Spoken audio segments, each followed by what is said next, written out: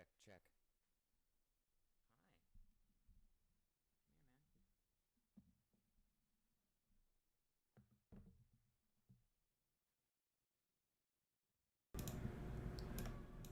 Hi. Check, check. Check, check. Okay.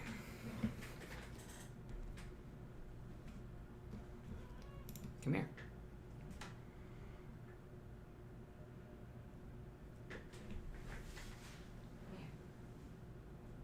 Why don't you say hello?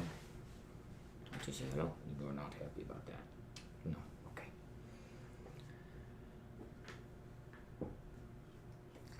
Yeah. Gotta do some storyboarding, little guy. Alright.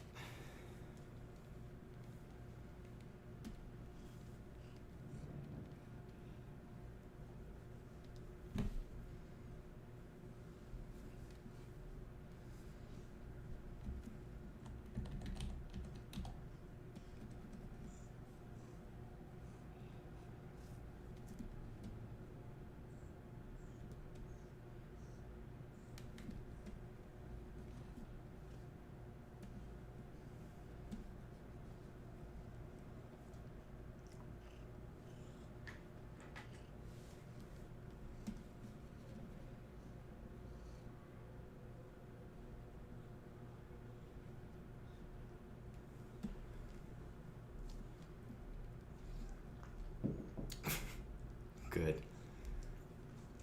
Yep. He does this anytime he wants attention.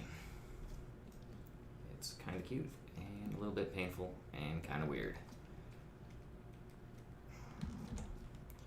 So I am doing the storyboards for an upcoming short film I'm working on called Monster Dad. It's going to be done in traditional looking 2D animation, and I am kind of excited about it. It's very short. It's going to have some fun characters. Just kind of a small piece about how we are kind of bonded to our parents through interests that they have in some ways just kind of inflicted on us. But then how that can turn into genuine lifelong passion for those interests as well. So, hey Winston, this is really hard to do with you attached to me like this. He's got my ear in the death grip. Like I said, kind of cute, mostly weird. I'll just steal that. Oop.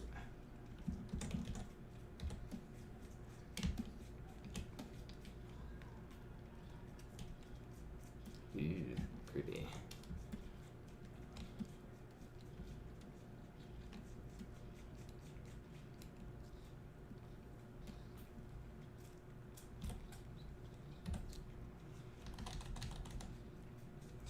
So I have this whole story kind of roughed out in my head. It's too short, honestly, for me to have even written it in a standard like screenplay format.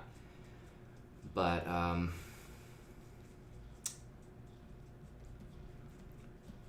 yeah, I don't know where I was going with that. I'm not used to talking live. I'm a very heavily edited person. But the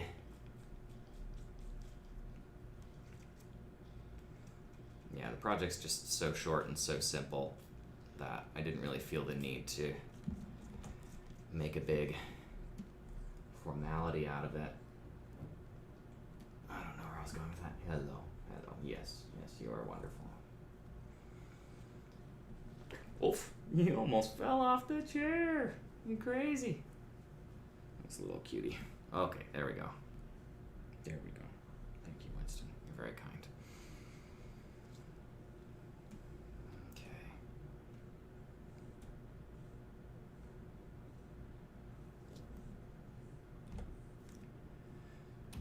So he's just been, this character is the monster dad in question, Not that he is a monstrous person, just that he plays one on TV. Ew, gotta get the cat spit off my face. Ugh. And that frightens his daughter, which makes him very sad. So he's woken up in the middle of the night in this scene by a loud crashing noise. And he's investigating what it could have been.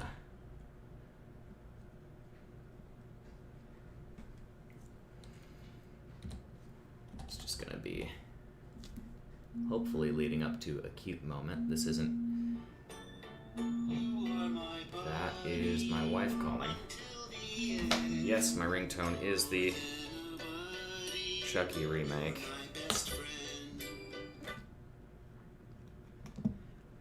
Hello.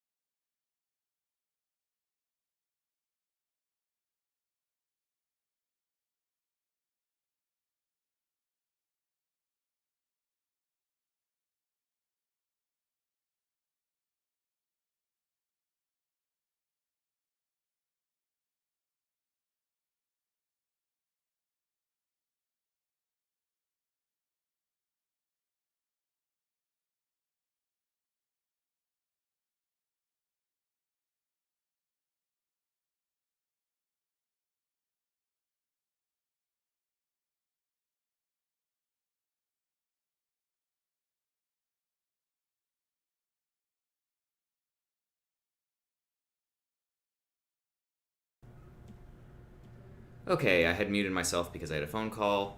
Hopefully, I'm back now. Yeah, so this is kind of the emotional payoff of the piece right here when his daughter is scared of the Godzilla type, rubber suit monster he plays, but he hears a thunk, wakes him up at night, and then he looks through the crack in her door. She's quite young. She's like maybe a little older than a toddler, and sees her play acting like she's a monster wrecking a city too, and it just kind of gives him the sniffles. He was so worried about her being afraid. So yeah. So this is the emotional payoff, at least,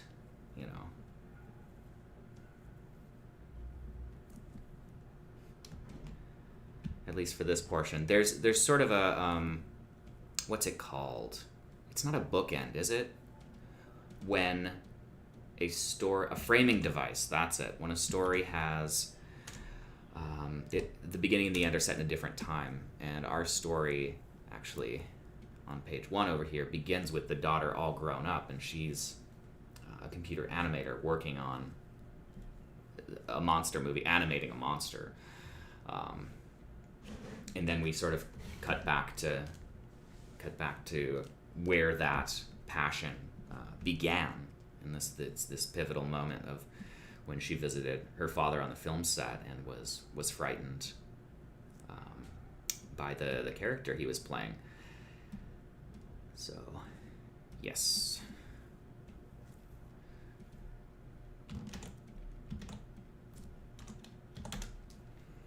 Yeah, if you're wondering what I'm doing, I'm only showing one of my monitors. All my tools and stuff for Photoshop are on the other monitor, just to keep it from getting cluttered on the screen. So I'm not a 2D animator. Heck, I'm not even a 3D animator. Essentially, just what I'm going to do is... So, if you saw my short film, Nature Hates You, I ended up animating the characters in Nuke, where the environments were CG environments I modeled in Maya. Why, you ask? Oh, not for any good reason. Just because I had all the characters modeled in Maya, rigged them up, and then the rigs broke. I have no experience with rigging, or at least, no real successful experience with rigging. And I just didn't know what to do, so I created 2D characters and animated them in Nuke. It was inelegant, and the end result was not great, but I've taken what I've learned from that, and I kind of have an idea as to how I want to do something kind of similar, but more gooder, as we say, I believe is the technical term. But much more gooder, yes. This is, what shot is this? That was shot 4, so that would make this shot 5. And honestly, like, a lot of these shots might get replaced or modified or what have you. I just need to get the storyboard out so I can make a rough edit, partly for pacing purposes, so I know what I'll have to paint, and partly to send to my brother Caleb, my brother Jordan, who will be composing the music, I believe. I still have to make an offer, make a bid, but once I have an edit, I'll know exactly how much time I'm bidding for and what the work's going to look like, so it will be, yes. Yeah, so that's what I'm doing right now. Can't really move forward on any of this until we get the rough story in place. It can always change past then. Okay, so this one, yeah. I think this is going to be like a wide shot of her playing in the room, just to kind of give a...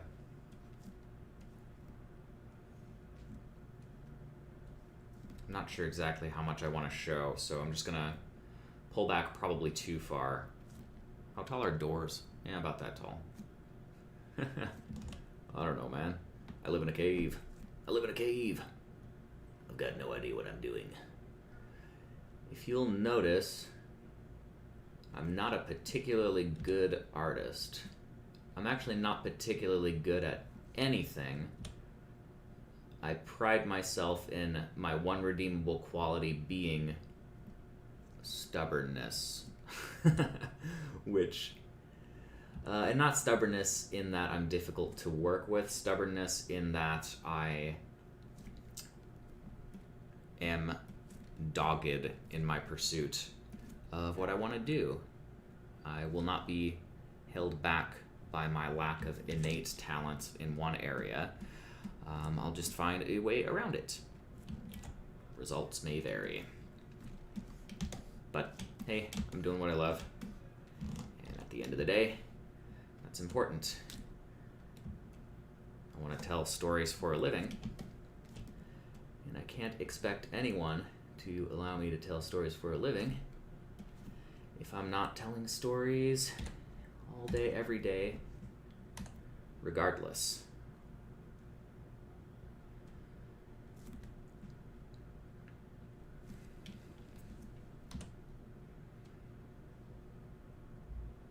So kind of what I mean by that, I should probably clarify. I want to write and direct my own films. In fact, I do currently write, although I mostly just write horror screenplays, which is a little different from this. I'm very interested in both horror and animation. I'm not sure why. Those two particularly. It could just be that animation is, it's really extreme in that you can control 100% of the frame. Like, it doesn't matter what kind of story you're telling. If you're telling it with animation, you're able to control everything. And film being a visual medium, it's so powerful to be able to create your own world, really. So there's a lot of freedom there. There's a lot of freedom with that. And I don't know that it's often taken good advantage of. I don't know that it's taken advantage of in the film industry, because I think a lot of animated films are pigeonholed into like family films. Nothing against family films. Love a good family film. But I think the North American concept of what an animated film should be is holding the medium back. I don't think, like, I'm not advocating for everything to be edgy and dark. I just think, if you have a medium that allows you to literally show anything you can dream up on the screen, then why in the world are we not taking advantage of that? Just me, though. Let's make it a canopy bed. I like canopy beds. So I don't want to get too into designing this space in the storyboard stage. That's mostly because I just want to kind of rough out what the beats are here so I can get a good edit together. I've done some preliminary designs, some testing. God, I can't even draw a straight line. Wow, look at that. Look at that. But I don't want to feel hampered or held back, held to a specific key art that I've created yet. Well, that's probably important when there's money on the line, but this is short. This is just a little,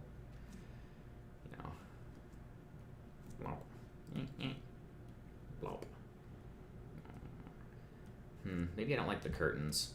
Maybe it should be like jungle vines or, like those IKEA fake plants. Maybe I'll add those in too. I don't know. I want her bed to feel like a little magical place for adventure. I think as a kid, I always looked for these hidden spaces, so to speak, these little places where I could feel like I was... What kind of pillow is that? Where I was alone and in my own world. And that brings me back to what I was saying about the correlation between horror and animation, in that I feel like both mediums offer a maximum of creative freedom. Horror, because it is not a form of storytelling, particularly in cinema, that is respected. Therefore, the studio interference in horror isn't as audacious all the time as it is with something that has a bit more money behind it, like a Marvel movie or like a Tom Cruise action vehicle. You can bet the stockholders are closely watching what happens with the next Star Wars movie. But, A Quiet Place 2, or even, heck, A Quiet Place 1, Krasinski wants to put up a couple $1,000,000 and make his own movie, they're gonna let him do it, because what do they have to lose, really? It's low-risk venture, just because there's not a lot... It doesn't take a lot of money to make these movies. So, yeah, horror, extremely creative, animation, inherently creative. I guess that might be why I'm attracted to both of them. You can really... It's a sandbox where you're not hampered. Or at least not hampered too much. Of course you're hampered. Filmmaking's a collaborative process, and there's no really getting around the fact that collaboration is a series of inspired compromises. And that doesn't have to be a bad thing. I think that's part of what elevates some cinema to be absolutely breathtaking. I think people like to believe in the concept of an auteur, someone who is singularly expressing their voice. And while some filmmakers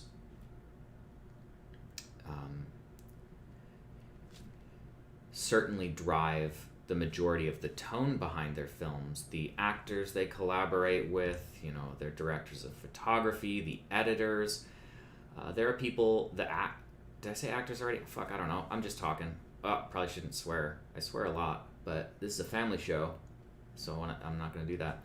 But the people they collaborate with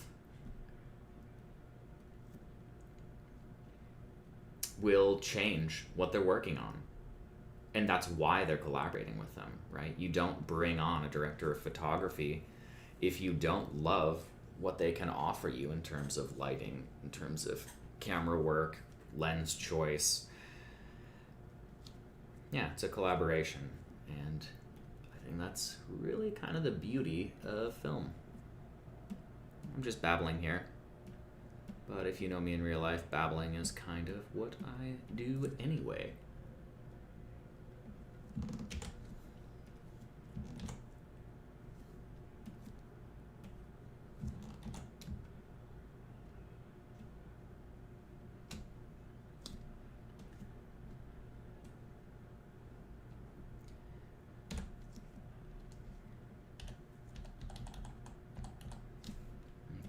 So yeah, I think I'm going to scale this whole thing up so we can get a better sense of what's going on here.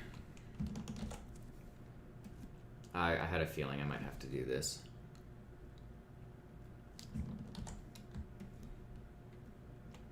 Because we really want to focus on what she's going to be doing over here. So let that kind of front and center.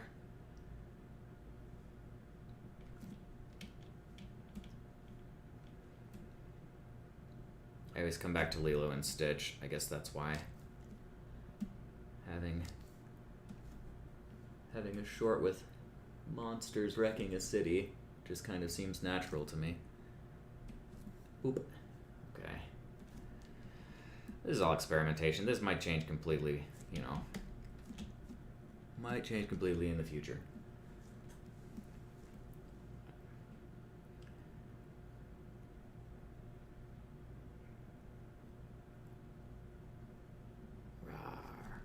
Going to be doing a rawr.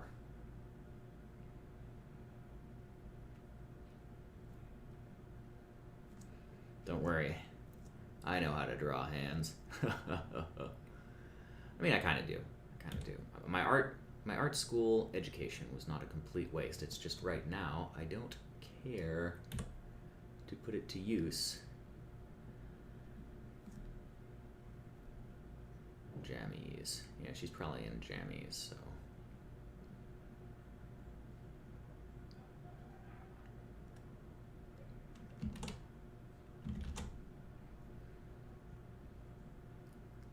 little footies, footy pajamas.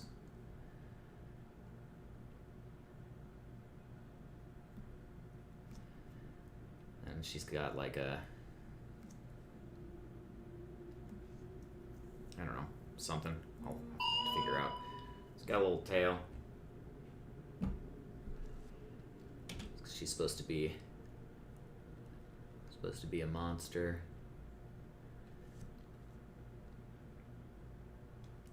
Maybe she's got a, I don't know. I want her to have monstered herself up, but I'm not really sure what she could have done with that. Maybe her pajamas has like a little hood on it.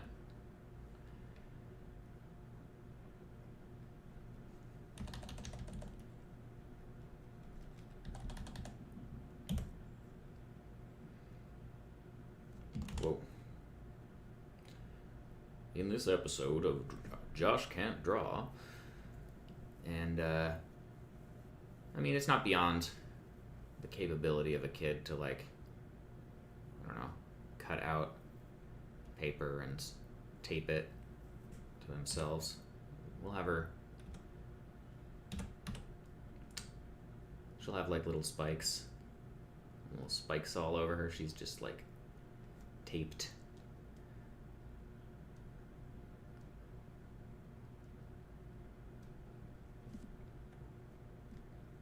Toss a little.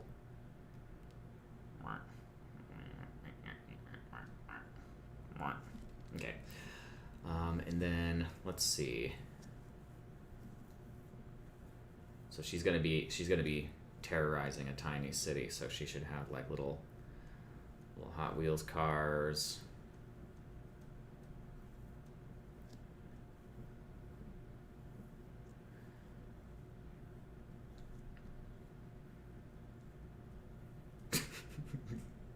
I can't draw. Oh man. I can when I put in the effort. I have to keep adding that caveat or I'll just start feeling bad for myself. I apologize.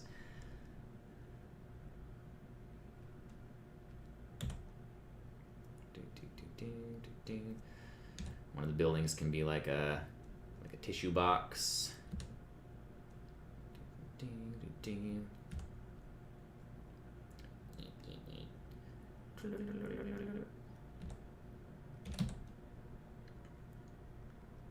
This is kind of a short with no dialogue to speak of. Let's see, what else can she use as a tower? What about some books? We'll have some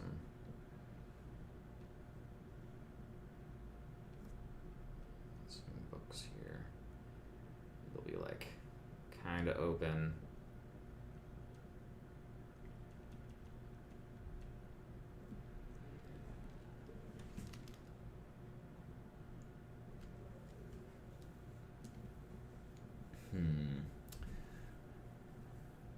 What do kids have? It's been so long since I was a kid, and I don't have a kid, so I don't really know what to do. I'll do some research. I'm not set dressing. Why am I set dressing? I shouldn't be set dressing. Okay, we're just gonna put some block buildings in here, and I will work out these issues once I'm happy with the way it all flows. Cool.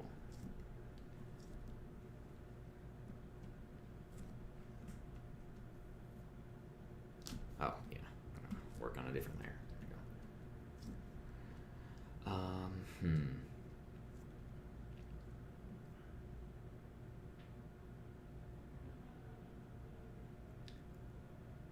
We can have like a little action figure down here. Oh,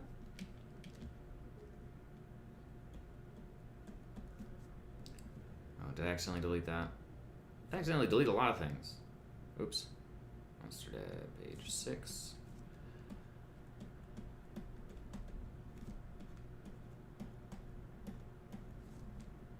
Okay. And this is shot 5. It's shot 5. You knew that. What are you doing?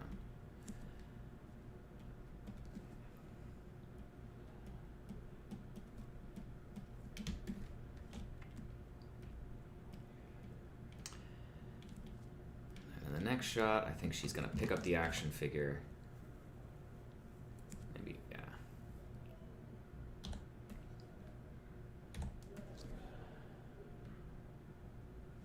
You're like, rawr.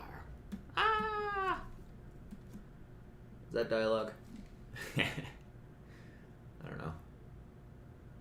My wife can do really good little kid voices, and yeah, as long as it's not a line or anything, I think we can get away with whatever we want. Okay.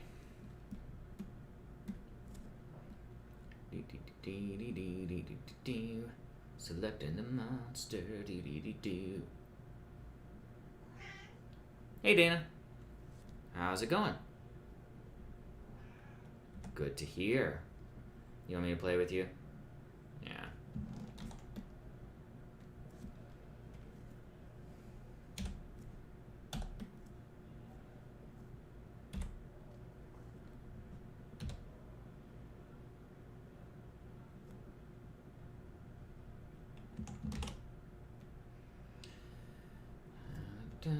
Quick and dirty. Just got to get the basics in there.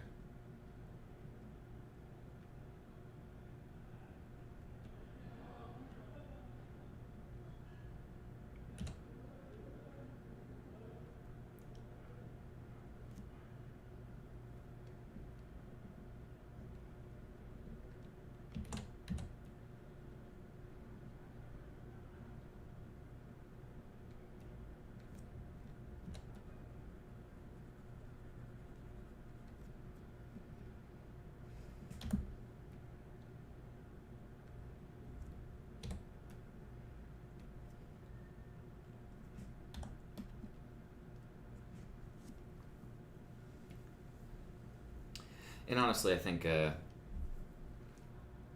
for this shot, here, let me make a note for myself. I think I want the camera to be closer. Like maybe if it were shooting in this direction, like that. Camera closer and lower? Question mark. Okay. Okay, so I think, yeah, so now we return to our bookends.